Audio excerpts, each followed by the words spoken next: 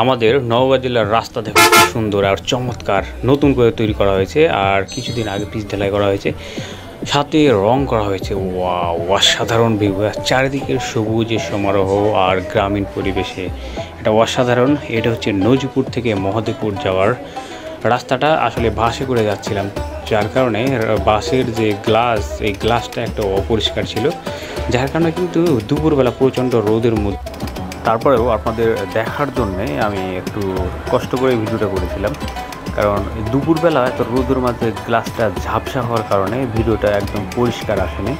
তারপর চেষ্টা করেছি যতটুকু সম্ভব স্থির থাকার জন্যে। এটা হচ্ছে নজিপুর থেকে মহদেবপুর যাওয়ার জন্য নতুন করে যে হাইওয়েটি তৈরি করা হয়েছে, সুন্দর, একেবারে সুন্দর নতুন হাইওয়ে। আর বিশেষ করে যে কালার করা হয়েছে রং করার কারণে খুব সুন্দর দেখাচ্ছে।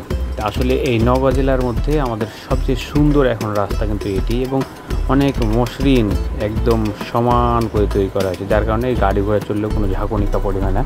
তো যারা এই রুট দিয়ে চলাচল করেন তাদের কাছে এটা নতুন কিছু নয়, কিন্তু যারা নতুন দেখছেন তাদের কাছে নতুন কিছু মনে হবে, কারণ খুবই সুন্দর। এবং যেহেতু একটা বিশ্ব রোড তৈরি করা হয়েছে হাইওয়ে, যার কারণে এখান থেকে গাড়ি ঘোড়া খুব স্বাচ্ছন্দ্যে চলাচল করতে পারে। এখন আগের রোডটা একটু ছোটো ছিল এবং এবড়ো থেবড়ো ছিল, সেই সাথে ভাঙাচুরা ছিল। এখন সব কিছু ঠিক করে একেবারে নতুন ঝকঝকে তকতকে বানিয়ে দেওয়া হয়েছে। আর চারিদিকার মানে এটা জায়গাটা হচ্ছে সমতল, রাস্তা থেকে চারপাশে যে কৃষি জমিগুলো আছে সেই জমিগুলোও কিন্তু সমতল, যার কারণে রাস্তাটাও কিন্তু খুব মজবুত।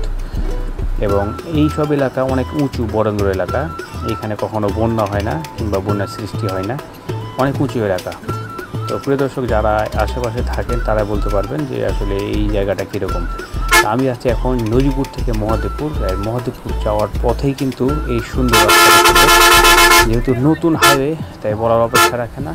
আর নওগাঁ জেলার সবচেয়ে এখন বর্তমানে আমার কাছে সুন্দর রাস্তা এটাই মনে হয়।